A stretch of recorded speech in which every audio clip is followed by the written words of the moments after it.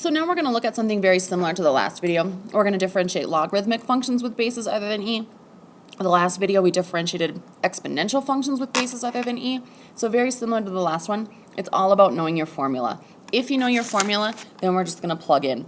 A is always going to be our base. U is going to be the thing that we're taking the log of. Du dx, remember, is the same thing as u prime. So the only time that we don't need to use this du dx is if our u is just an x, which we'll look at in the first example. So I just want to look at these 4 examples. It'll be a pretty quick video. Looking at example 1, I'm asked to differentiate this, so I'm going to go ahead and collect what I need for my formula. So I need to know what a is. It's my base. I need to know what u is. It's what I'm taking the log of. And I need to know what du dx is, which is the same thing as u prime. It's just 1. So filling into my formula then, y prime is 1 over ln of 3 times x, all times u prime. Well, all times 1. Multiplying things by 1 doesn't change anything. So I don't really need the u prime in the situation that it's just an x. So this will be my final answer. Looking at the second one, I'm going to go through the same steps. I'm going to identify my base as a.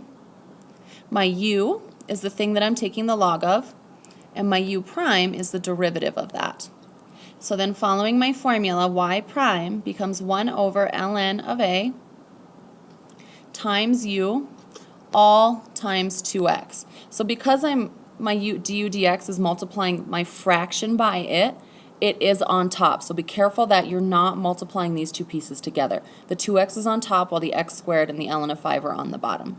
Since this is on top and this is on bottom and they both have an x, I can take an x out, giving me a final answer of 2 over ln of 5 times x. And just like in the last video, I definitely want to make sure and put parentheses around my ln of 5 so I know that I'm only taking the natural log of the 5, not of the 5 and the x.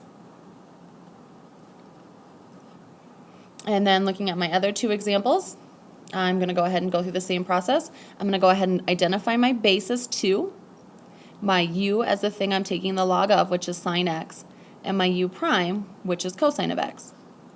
Following my formula, f prime of x is 1 over ln of 2 times sine of x, all times cosine of x.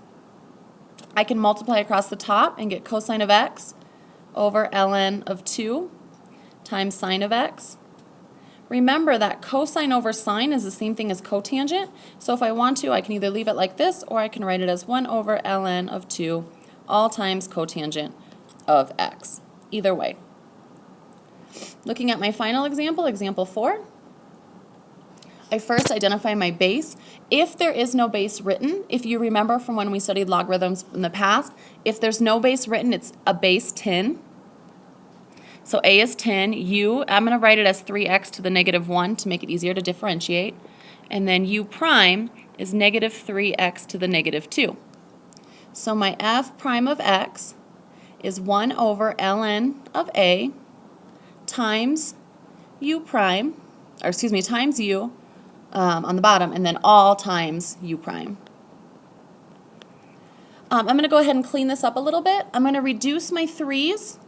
I'm going to move my x to the negative 2 to the bottom so it becomes positive, and my x to the negative 1 to the top so it becomes positive. Doing that, so my 3's reduced and I'm left with negative 1 on top. Bringing my x to the negative 1 up, it becomes x to the positive 1. ln of 10 will stay on the bottom. That 3 had already canceled. My x to the negative 2 moves to the bottom and becomes x squared. And then the last thing I want to do is reduce my x's, giving me a final answer of negative 1 over ln of 10 times x. And again, I want those parentheses around my ln of 10 so it's clear that it's taking just the natural log of 10 and not of x. So again, get the formula down. Once you get the formula down, it's just putting in pieces that we've looked at before. If you want to bring any questions you have with you to class, that would be great.